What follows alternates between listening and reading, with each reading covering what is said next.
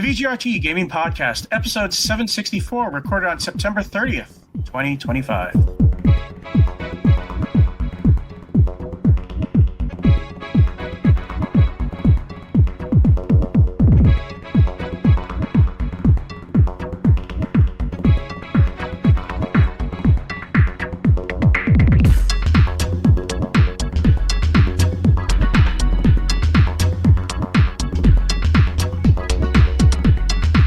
Welcome to the 764th edition of the TD Gaming Podcast and 597th episode of Video Game Roundtable.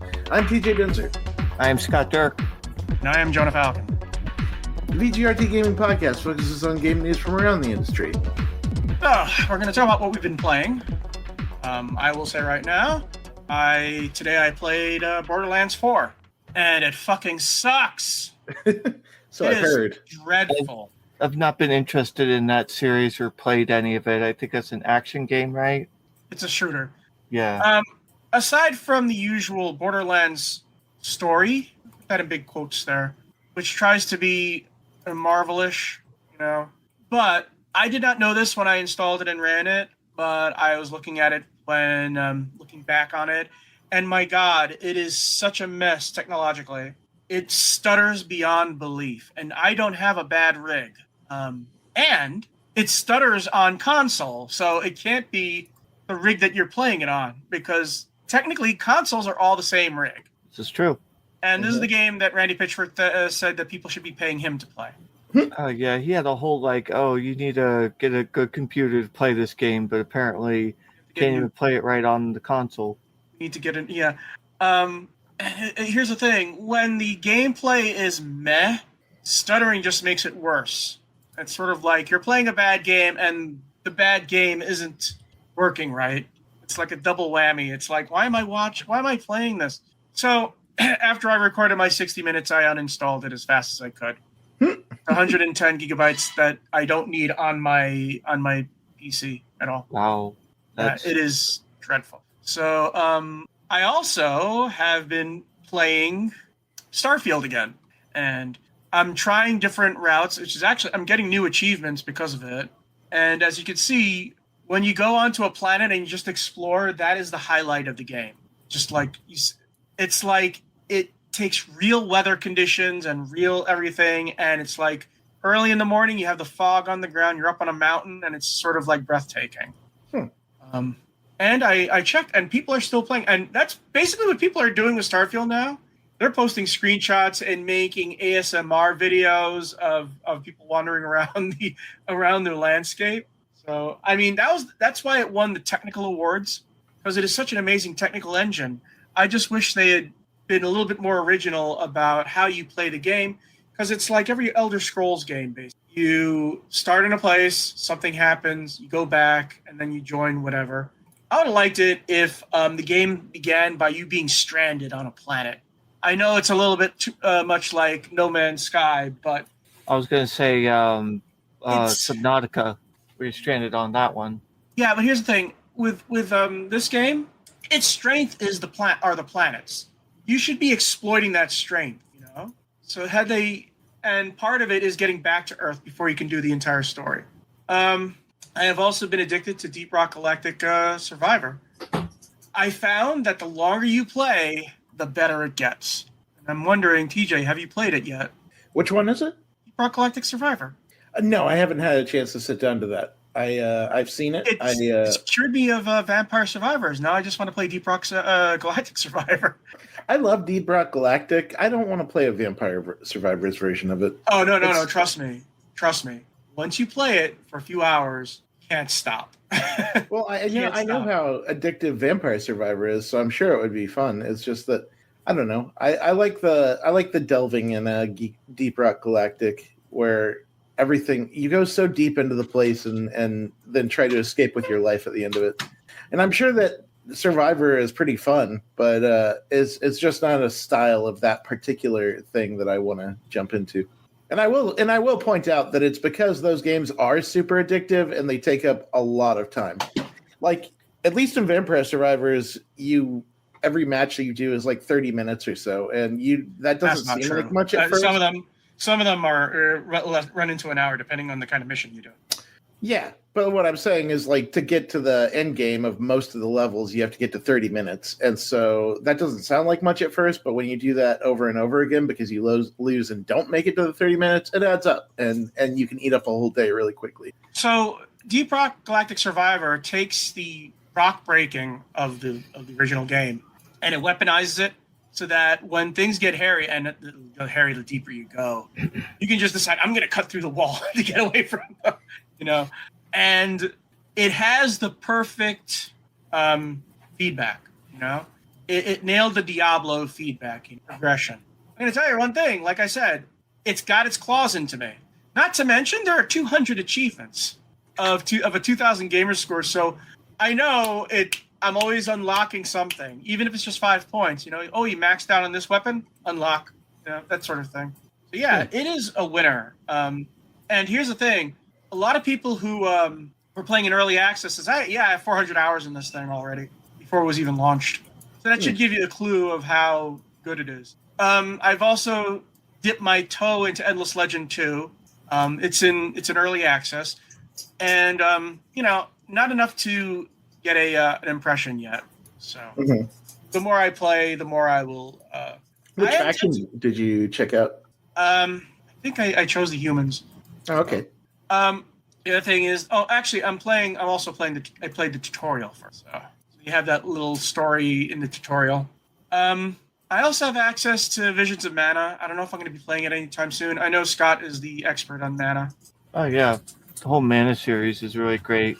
I haven't played Vision. I played the demo, but I haven't gotten the game yet. So that's definitely on my wish list. Yeah, there's been a lot of JRPGs coming out, and Romancing Saga 2: Revenge of the Seven is now out on console. We're going to be talking about TGS later.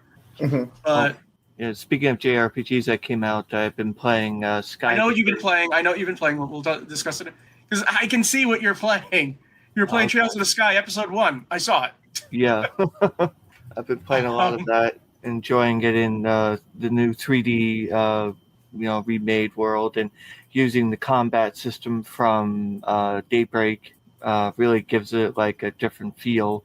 But it's, like story-wise, everything is pretty much the same, 1-to-1. You do cooking minigame. I think that's about the only real minigame in there. There's no fishing, or, not like in the later series. But the action is a lot of fun, and, playing it that way. And then revisiting the story, I've been really enjoying that, and the music, just, as memorable as always triggers those memories. How about you, TJ? What have you been playing? It's hard to talk about that without talking about TGS. So, do you want to jump into TGS or hold on? We'll include it when we talk about TGS. Then. So, moving on to the quick news. Epic pulls controversial Peacemaker dance emote, and they didn't know that when they put it out that he was making a Nazi swastika in that dance. Oh, that's bad. Yeah. It's my understanding that there's something in the context of the show that, like, it wasn't the Peacemaker there is an alternate reality guy who joined the Nazis, which is why he's doing that. Oh. So the Nazi one is doing this dance? Is that what's happening? Yeah, it's what they assumed was going to happen to Captain America, that it was an alternate reality version. Oh, jeez. What a mess. What a dumb thing. And Epic says, oh, boy, got to get this out of here. Sigh. Multiverse is kind of screwing us, isn't it? That is a really, really, really dumb Multiverses, don't you mean Fortnite? I guess. It was a dance mode for Fortnite. I know, but DC and everybody's doing a multiverse now. And so James Gunn throwing his multiverse together with the... I guess they should have checked into the show a little bit more. No, but that's the thing. They didn't know. And the thing is, the show didn't reveal this until now. And after they said, oh, wait a minute. So the show didn't tell them what was going to happen. That's the thing that you should probably talk about in pitch meetings and business calls. Like, come on now. Nobody on James Gunn's side knew that was coming and couldn't have sat down and said, oh, by the way, the character that does that is kind of Nazi-ish. And when he's doing it, what's it called? Then you can see it once you know it, Then you see, oh, he's doing this. Mm-hmm. Oh. So, like, I was confused about how this happened. That makes a lot more sense. But, like, what a dumb way to have, like, content put in and then pulled out. I think they probably need to look into their content they're pulling when they do that instead of just throwing anything in willy-nilly. Because it is a thing where like Fortnite is throwing everything at the wall when it comes to character skins. Well, at least when they put the Dougie, it wasn't a secret gang signal or something. Yeah. Or, anyways. Minecraft enters the Copper Age on today, actually, on September 30th. Scott, did you get any copper robots? Oh, yeah. I've been wanting to get the copper golem into the game, and now there's two of them. There's the copper golem, and there's the copper golem statue. Right. It's the same statue. It just ages more. And then freezes up as it gets more of that aging green on it, and then it can't move. And then you just use the axe to scrape off the wax and reactivate it. It can also do chest sorting with the copper chest. And they also have the green lantern now. So you can have green light, or at least the lantern is green at any rate, and green torches. And there's all those copper tools and copper armor. So they really went all out with a Copper Age, which is really great to make copper even more useful for the game. So we're going to move on to game. Actually, no, we're going to talk about TGS now. So we're going to talk about TGS. TJ, what have you been playing? A lot. I guess I'll start with. Well, you know what? Actually, let's talk about the TGS, and you can jump in, right? The biggest news, though, was actually a Western game coming out of TGS, and that was Microsoft revealing Forza Horizon 6. Yes. Conveniently enough and perfectly enough, going to be stationed in Japan this time. Yeah, it was England in 4, Mexico in 5, now Japan in 6. Mm-hmm. And so TGS was a good place to show that off. I didn't get to play that one, but it did. I like Forza Horizon. I like it more than I like playing regular for Forza, because regular Forza is super technical. And it's a racing game. It's Gran Turismo.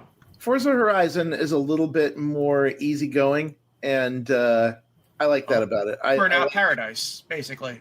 I like traveling around that world and just doing crazy stuff. By the way, you know what the number one game of 2024 was on PlayStation? What's that? Forza Horizon 5. Nice.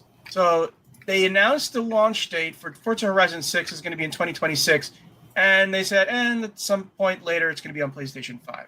Probably be a year afterward. Yeah, I guess I could just tell you, like, out of everything I played Koei Tecmo's of course you Hyrule Warriors, Age of Calamity, and Ninja Gaiden 4 and Neo 3.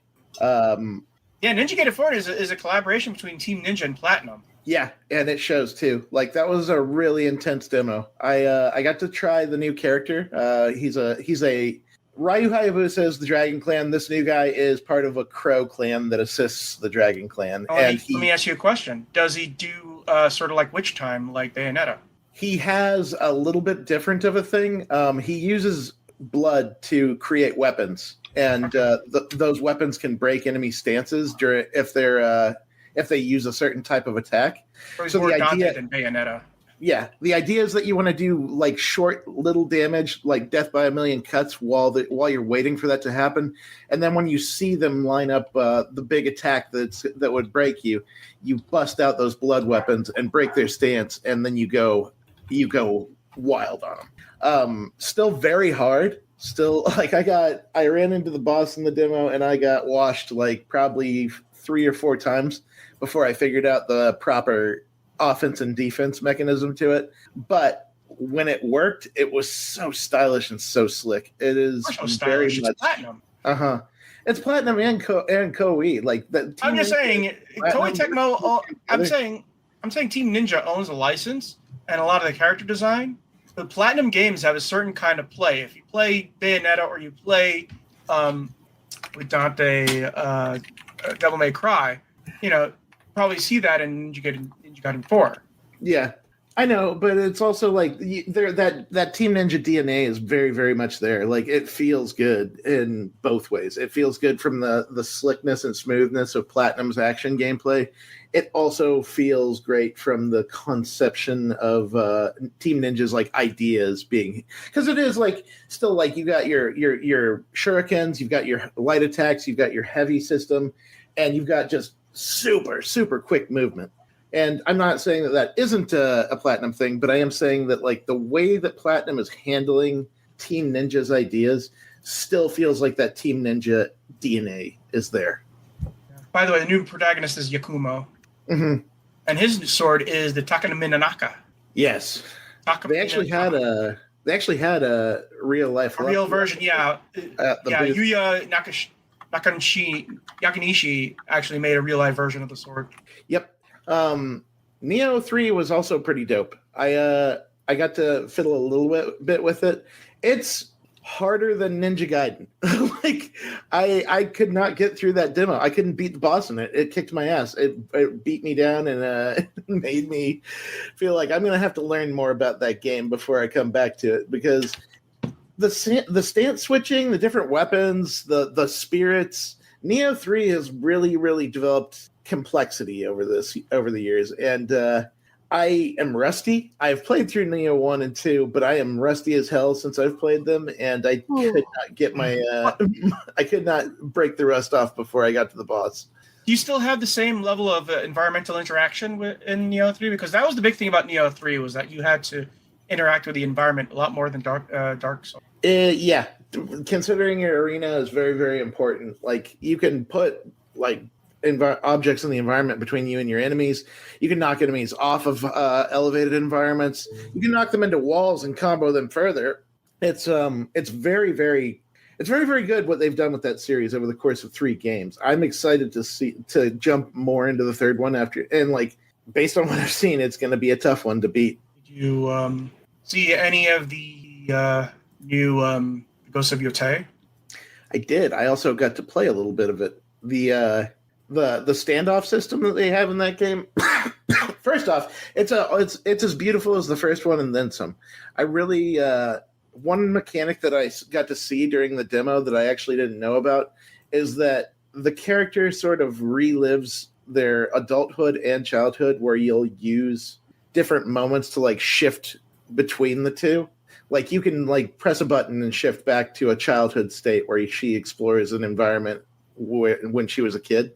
And it opens up hints and opens up opportunities and quests and other things that like reveal the story or tell you where to go next. And I thought that was neat because it literally just wipes over the world when you activate it. And like characters that weren't there, like spirits or memories of characters she knew are there, and you interact with them. And outside of that, it was very similar to what I played in Ghost of Tsushima, where I rode through a field, I met some people, talked to them for a bit, learned some stuff, and then I went and fought some bandits at a bar, did a standoff with one and murdered him instantly, and then worked on the rest. And you can't just mash in this game. You have to, there's a lot of enemies that have attacks that will just blow through your offense. So you have to time yourself right. You have to wait for them and work around them. And I enjoyed what I played. It was a short time, but it was a good one. How about Fatal Frame 2 remake? I didn't get a chance to see that one. I really wanted to, but I didn't get a chance to sit down to that one. So one of the news coming out of Tokyo also is that Dragon Quest 1 and 2 HD, 2D HD remake is that they're adding a new level. Yeah, they added the Princess of Cannock, I think it was called. It's an underwater town. You get to meet a mermaid. Oh, okay. Yeah, there's a lot of content seeming to be added, which is good. I like that, and it looks like I feel like the Dragon Quest 1, you get more enemies in the battles, and so you'll be like soloing everything in that because you're just one character, you're Erdrick, so you have to go through that whole thing by yourself. Feels like it'll be quite the challenge. And then the second game, you'll have 4 characters. I have a question. Scott, have you been following Dragon Quest 7, the remake? Yes, I saw that, and they used apparently dolls and translated it into 3D, which looked really interesting to me. I know people are like saying American Freedom Force puppets, but I think it looks better than that. They changed some of the content too. Yeah, that was what I was actually going to ask you about, because the news I heard this weekend while I was in Japan, mind you, context here. Dragon Quest 7 is very bloated. There's a lot you have to do in that game, and you have to travel around to like 100 hours, from what I understand, worth of islands to get what you need for the end game. And my understanding is that they're like making half of those islands mandatory, or just outright cutting them. I heard that 3 were cut. There was a monster island, then a immigrant island. I'm not really sure what was that about. Oh, like I guess you had a town and now you don't. And then they're going to be DLC a couple of months from now. Well, they haven't done that so far, but we'll see. I wouldn't put them beyond them. Yeah, they haven't done it so far, so there's no history of it. So I don't know. I give no one the benefit of the doubt. I'm sorry. Their effort was. It more sounds like, Jonah, like they're trying to cut bloat from the game, but they're just outright cutting it. They're not making it optional. Which bloat is all a part of it. I think a lot of people would like to see that stuff just be made optional instead of outright pulling it from the game. Yeah, there's other changes they've made. Like you could change your class at any point in the field, so you don't have to go back to town to do it. And I think that does help. It's like Octopath, where you could change your class at any time. You don't have to go talk to somebody in a special town just to change your class. So that would cut down on time, I'm sure. Mm-hmm. I don't know. The problem is, when I played it, I had the PS1 disc, and something was wrong with my disc, and I couldn't get past one of the battles. It would always freeze at this battle just all the time. So I didn't get very far into it. But I have heard a lot about how long this game was. It was the longest Dragon's Quest game, and I always take my time with these games anyway. So I don't know if it was really that critical. These islands have been taken out or not. I don't know. And if they make it DLC, that does seem pretty cheap. But I don't know if that's what they're doing. They did say they added other content though that has not been revealed. So we don't have the full picture yet. Yeah, what they've done. It'll be interesting to see how it turns out, because I know a lot of people were upset to hear that they're just outright cutting things from it, even if it is loaded. Like, I don't want to play an 100-hour remake. but I would like to see what it's about, just because it's a Dragon Quest game. Yeah, you want the story to be intact at least. Yeah. So they also showed the new 007 game, 007 First Light, and the one thing that struck me is that it looks like an original Bond. It doesn't look like any Bond, and also he's young. Yes. One of the things I saw while I was over there was actually a presentation in which the actors were there, and I saw the same trailer that they showed at TGS, but with Gemma Chen. The big reveal is that Gemma Chen was going to be the new Q. Yeah, but I'm slightly worried about the game. I like the sandbox elements that we saw. I like the gadgets and the adaptable combat where you can just like use any part of the environment.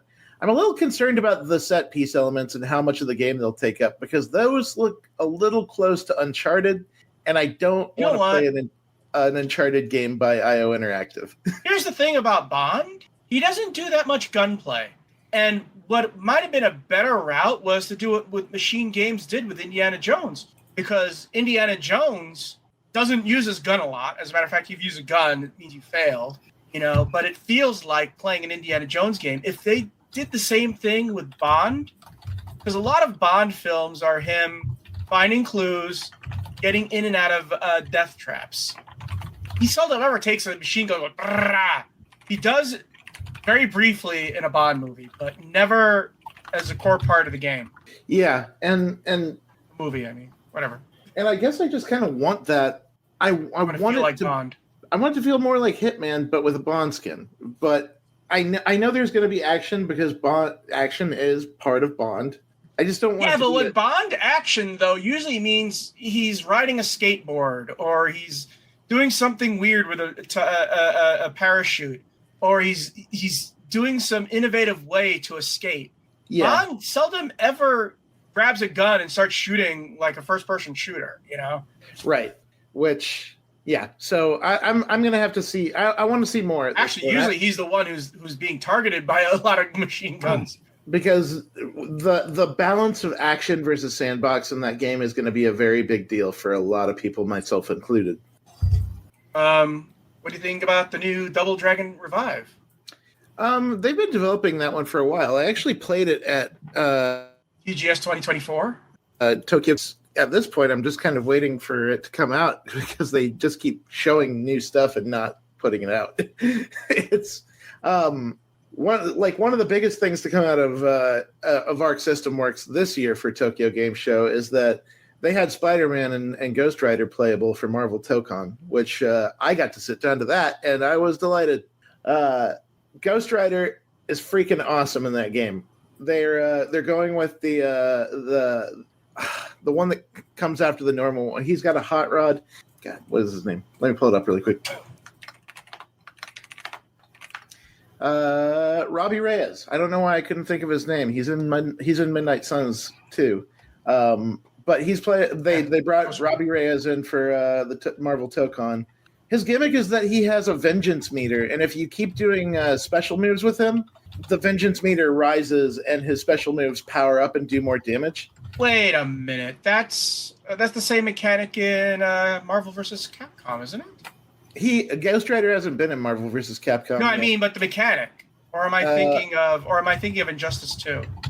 I don't know. This one is where he keeps using it and it builds up his gauge. And if you go too far and keep using special moves too much, he'll burn out and he'll be in a weakened state for a bit. But if you can keep it within like a frame near the top, oh no, I got confused. I thought if you made special moves against him, his vengeance meter would rise and then he would explode against you. No. He builds vengeance meter by using his special moves. And the more he uses them, the stronger they become. So you can go like wild for a bit, but if you go too far, you'll burn him out and you'll make him weaker. So you got to kind of balance it. And the only way to balance it is by doing normal attacks or his super moves to like lower it down. He has a sick super move where he just like punts him away and then pulls out his and then calls out his hot rod, jumps in and runs them over.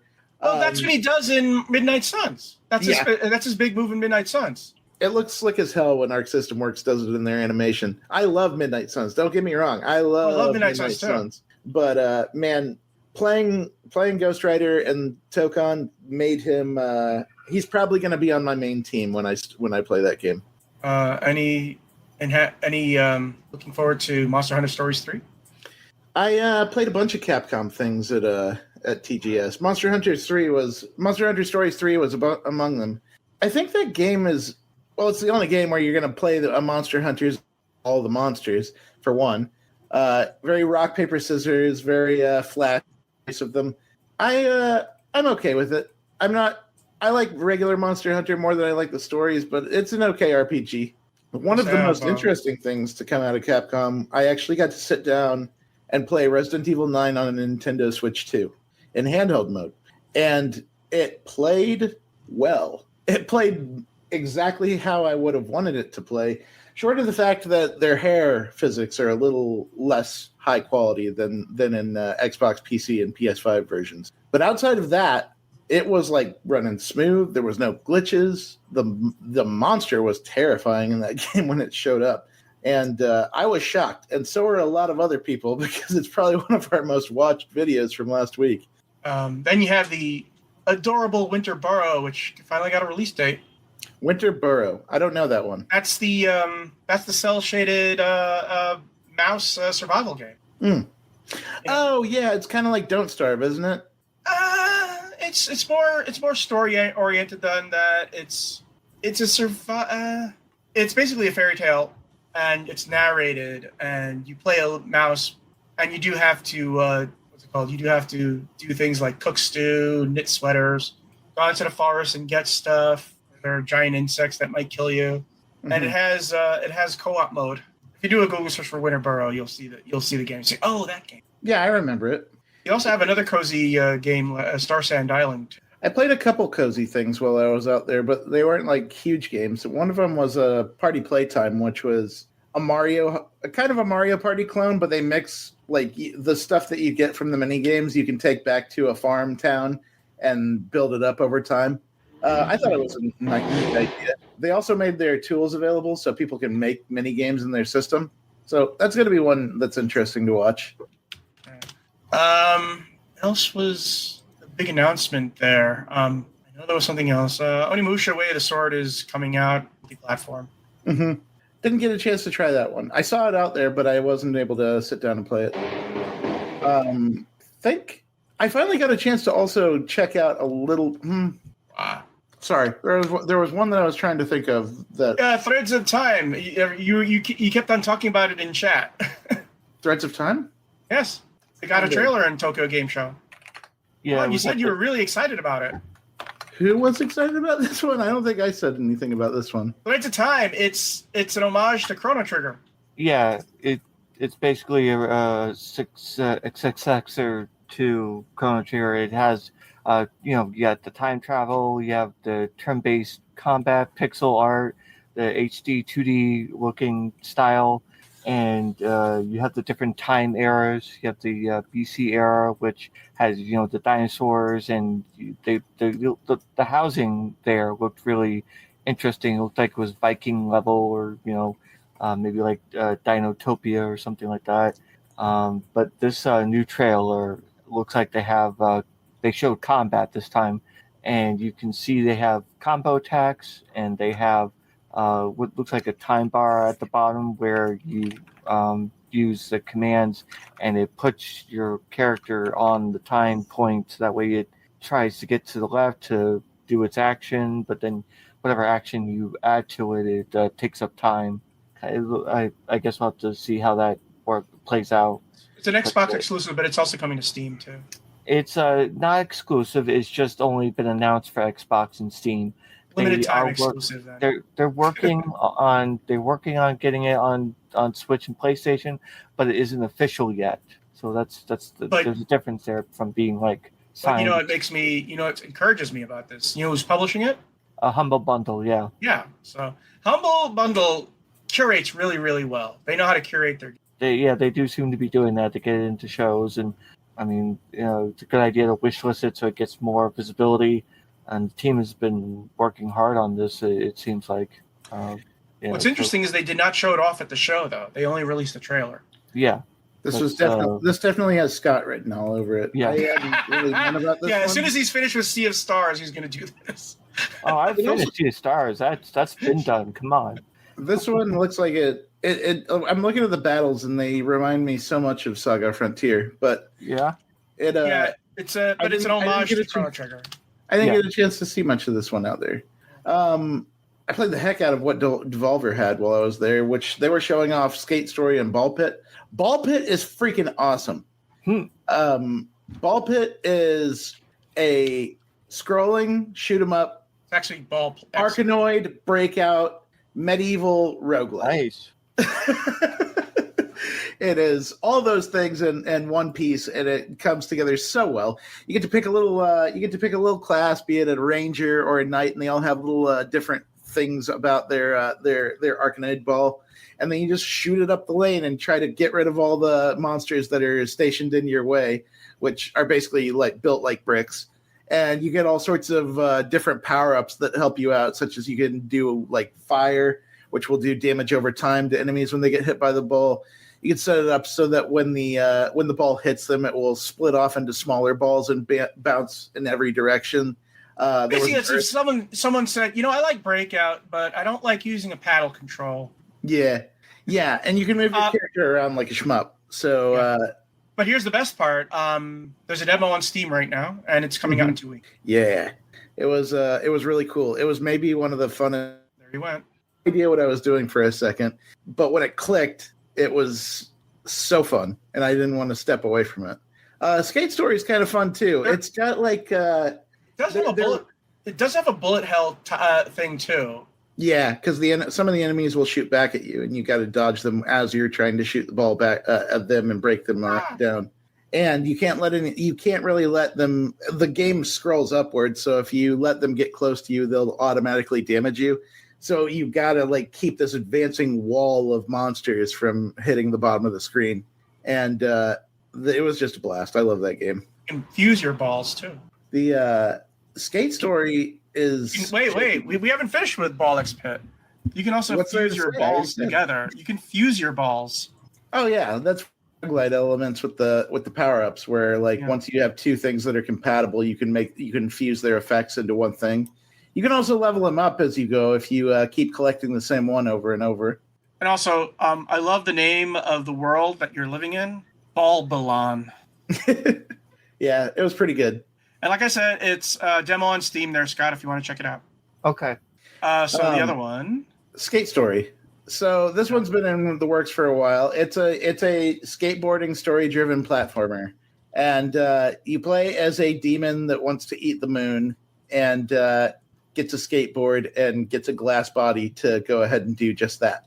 So you the controls on that game, they've been paying close attention to Tony Hawk because it felt very much like that in its style of movement and control. Oh, we should mention, by the way, this is a solo developer, Sam Eng. Mm-hmm. And you just got to skate your way through a whole bunch of different obstacles, enemies, all sorts of different things, and bust out tricks and not get hit because you take on to make your way to the moon. You take on a glass body, and so obviously, if you run into anything too hard, you will explode into bits. And speed is a very big deal in that game. I loved what I played as far as just like the speed, the intensity of it, how it felt pretty smooth. It was a little bit hard to keep stable as far as staying on track and going in one direction. I felt like I had to correct a lot, but that might be something that they just need to fine tune. It was a demo. It has no real release date. It has a 2025 release date, which always tells me it's probably not going to release this year. Yeah, it's been in development for a while too, but like you said, it's just one person working on this whole thing. But hey, you can quote unquote destroy vicious demons with your 360 forever, or at least the best. All to eat the moon. Oh, where were we going? Anyways, there was something else. Oh yeah, they also had the trailer for the zombies mode for Call of Duty Black Ops 7, and I must admit, I liked it. Yeah. Yeah, the zombie mode. It's everything that I want from a Left 4 Dead game, because they really this time they're really pushing that Left 4 Dead feel. And, after Back 4 Blood, I would like Left 4 Dead. Yeah, that sounds fun. I haven't had a chance to play Call of Duty in a long time, and I really haven't wanted to just because it doesn't do much. I have no interest in playing the main thing. I'm just talking about the multiplayer zombies mode. Mm-hmm. One last one. Do you still play Hitman? Yes, I saw that they're putting Bruce Lee in the game. Right, for World of Assassination. That's an odd one. I don't know how I feel about them putting dead people in their game for an elusive. It's a 70s Bruce Lee, so. I know. It is cool, like the homage to it, and it sounds like his estate signed off on it, so that's good. But it's just such a strange thing because usually the celebrity elusive targets are based off someone that's with us now and today. I was surprised to see that, to say the least. So we're going to move on to the major news, and this one hit like a meteor yesterday. EA to be acquired by public investment fund Silver Lake and an Affinity partners for $55 billion. It's being entered an agreement to be acquired by a group of investors comprised of the Saudi Arabia's public investment fund, Silver Lake, and Affinity partners. It'll acquire 100% of the developer. It's not a developer, it's a publisher. With the PIF rolling its existing stake in the company. As part of the acquisition, EA stockholders will receive $210 per share in cash. And EA will be constituting equity investment of approximately $36 billion with $20 billion of debt. It's always fun to hear. $18 billion of which is expected to be funded at close. This is the largest all-cash sponsored takeout. So what happens is that EA is no longer going to be a public company. It's going to be a private company, which is good in theory, because now you don't have to worry about trying to increase your profits every single friggin' year. Hey, you did profit? Okay, make more money. A private company just needs to make a profit. It doesn't need to keep on raising its profit. The bad thing is that Saudi Arabia and Jared Kushner aren't exactly the most progressive people in the world. No. And to add worse to that, to add worse news to that, it came out today that they want to prioritize AI in streamlining their content delivery. Right. The other thing about it is going $20 billion in debt to eventually pay it off. Yeah, there's going to be people fired too. I mean, here's the thing. Microsoft, when Microsoft acquired Activision, you knew people were going to get fired because that always happens in a major merger. You have redundancies and then they get fired. Here, They're just going to do it because they want to maximize profits, which is, the end of EA as we know it. So that's not a facetious prediction. That's a prediction. I can't see how this is ever going to go forward. I mean, how this is ever going to survive. I don't know what to. I don't even know what's going to be left, even if they do it. Like, does this mean that we're about to get an era of EA that is literally just sports FC, more Battlefield, and that's it? No Mass Effect and no Dragon Age because there's too many gays in that. AI-powered content for the rest of forever from EA. Hey, look, you know what? They'll learn from Ubisoft. It's a trash fire. It's a trash fire, and it's destined to fail. Which is ironic because I just pre-ordered Plants vs. Zombies Replanted. But yeah, we'll see what happens. I can't wait for them to start selling off IPs, like what happened with who was it again? THQ. Remember THQ sold off all their IPs? Actually, I wouldn't mind if EA sold off. Yeah, I'm thinking about that too. So who's going to buy Mass Effect? Microsoft maybe, because they friggin' funded the first one. I kind of hope that they sell off BioWare as a whole without like killing that studio. No.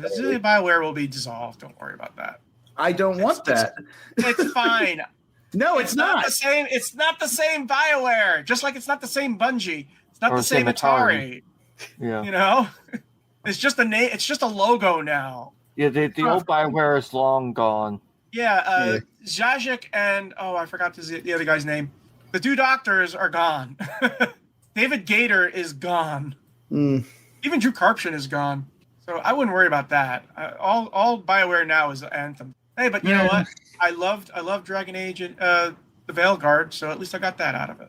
But yeah, this is just major because it is also the biggest. See, this is what I hope would happen to some companies is that they go private.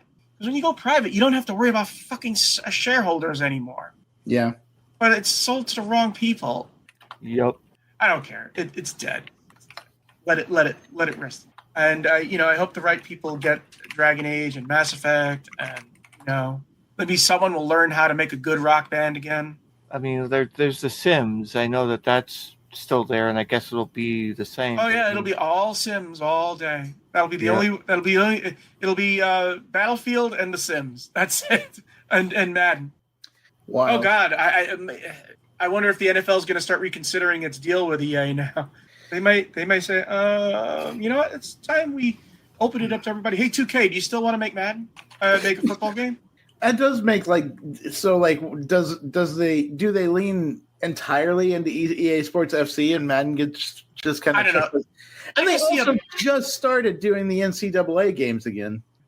Here's the thing. I don't think they're being bought by people who don't know anything about video games, which is always bad news. It's always bad news when that happens, Yeah, and it seems like it's going to be bad news here too, based on the context. I'm not. Like I said, EA is going to die a slow, painful death. That's not a good thing, though. No, but you know what? Here's the thing. They'll just it's like a band breaking up. You just reform in a new band later on. Moving on to the next item. Halo revealing more next projects at Halo Studios revealing more on next projects at next month's World Championship event, and this comes from Eurogamer. Halo Studios will be doing a deep dive presentation of the next projects at the Halo World Championship next month. It takes place from the 24th to 26th of October in Seattle, and it'll have a lot of panels, including one with Master Chief and Cortana, Steve Downs and Jen Taylor. Last year, developer 343 Industries announced it was rebranding as Halo Studios and working on multiple new games for the franchise. And it's going to be going into Unreal Engine 5. So much for the Slipstream engine. The last Halo game that was released was Halo Infinite in 2021. Wow, 4 years ago, which moved to a semi-open world. Well, it was received positively. Player numbers for its multiplayer mode have since plummeted. So what I see going on is that they're going to split the Halo games. There's going to be the Halo campaign, and there's going to be the Halo multiplayer, and the multiplayer will be multi-platform, because that's basically the only way I see this happening, is that they just say, you know what? I'm going to move Halo over here and Halo multiplayer over here. Have one team work on the story, have one team work on the multiplayer. Because remember, it was 10 years ago, Halo was the multiplayer game. That's not true anymore. Actually, I can go even further back. Maybe it's like 15 years ago. The last time Halo ruled the multiplayer was in 2010. And then Call of Duty and Battlefield took over. It's really kind of, is it me? So like it's been quiet over there, hasn't it? It's been quiet, like very. Yeah, they made their announcement last year, and now they're going to talk about it this year. It doesn't feel like Halo is doing great these days. It has a loyal fan base that's never going to go away. You know, just like World of Warcraft has its fan base that's never going to go away. But they need to inject some new life, so it's going to be interesting to see. Like I said, I think they're going to be announcing Halo single player, Halo multiplayer, separate items. You know, and Halo multiplayer will definitely be a live service, multi-platform game. I mean, there's a reason why Helldivers 2 came to Xbox. That's sweet, sweet money. Yeah. That's why Gears of War came to PlayStation. It'll be interesting to see what they do with this, because like I don't want Halo to go away either. But it's not going to go away. Halo's going nowhere. That's my worry, is that it does seem to be going nowhere, Jonah. Halo is the flagship. Whenever Xbox does something with their logo, Master Chief is there. Yeah, I realize that, and I think that they'll continue to use him as a mascot forever. But here's the thing. I wish I was more excited about the franchise than I am right now. What I would love is if Microsoft bought the rights to Mass Effect, so that their three pillars could be Master Chief, Marcus Phoenix, and Commander Shepard. That would be my dream. That would be dope. And then they did a multiplayer game together. Somehow they all got in the same room. So, take a sleep here to see if Roblox's new sensitive issues label deemed a step backward for both creative expression and social justice by advocacy. What is going on? What? That is such a loaded statement. By the way, that reminds me. Did you see Silent Hill F's warning? What about it? It is dark. For those who don't know, Silent Hill F has a content warning both in the game and in advertisements. It goes like this. Silent Hill, this game contains depictions of gender discrimination, child abuse, bullying, drug-induced hallucinations, torture, and graphic violence. This game is set in Japan in the 1960s and contains depictions based on the customs and culture of that time. These depictions do not reflect the opinions or values of the developers or any individuals involved. If you feel uncomfortable at any point while playing, please take a break from playing or speak to someone you trust. That is fair. And now that I've heard that, I understand, because have you played it? No, but I know the writer. The writer. Yeah, that's everybody was talking about this writer, and they're saying, yeah, that's basically his thing. Ryuki Kishio 7. Yes, they're the creator of several very, very intense works, like When They Cry and Ume Nikki, which a lot of people recognize them from Ume Nikki. But they've dealt with very heady situations in their horror for a pretty long time. And it seems like this is just a high-powered canvas for them to be able to work on. So you're putting a pretty intense horror writer on a very high-powered game. To be fair, if you're going to have a writer like that, Silent Hill is going to be the writer you'd want, the game that you'd want him to do. Sure. Like that, this is definitely the franchise that you'd want that level of kind of, I would say, for lack of better words, creep. It is very creepy. It is very upsetting. It's very disturbing, but it's also very real. And that's like one of the powers that they have in their writing that attracts a lot of people to their work. I've played Ume Nikki. It is very intense. I very much enjoyed it, but like you got to know that you're going into something that will make you upset, very upset. I'm excited to try the Silent Hill F. I have not. Yeah, it's getting rave reviews at least. I was concerned about the combat because she seems a little overpowered. But like everybody I've talked to is very much has said at least go in for the story. I have a problem with horror games where they give you too many resources and make you too strong, and then it's not scary. But if the writing is good enough to overcome that, then I'm interested to see.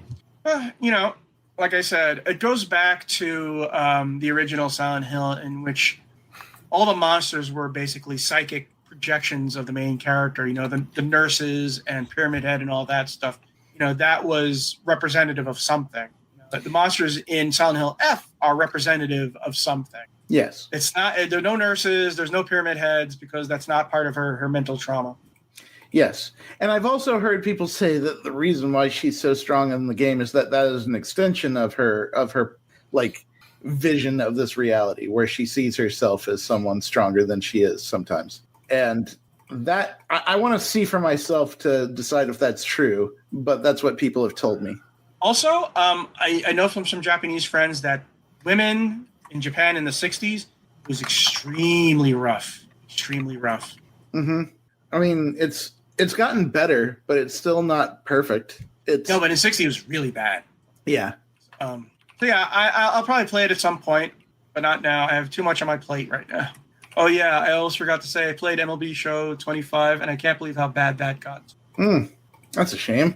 I don't know what these sports games. They're just collapsing. Even my go-to out of the park baseball has hit rock bottom, and Marcus Heinsohn left it. Oh, that's a bummer. Yeah, I like Over to the Park. Out of the park. Yeah, it sucks now. Shame. Anyways, look for our show notes at givingpodcast.net. Along with industry news and our Giving History articles, we enjoy feedback. Leave us comments on our blog at givingpodcast.net. Also, set us up at facebook.com/givingpodcast. Subscribe to us on iTunes. Leave some iTunes comments. You can find me on Blue Sky at Jonah Falcon. You can find me at Johnny Chugs. You can find me at Chart the Sage. And we will see you next week. Happy gaming, everyone. Have fun.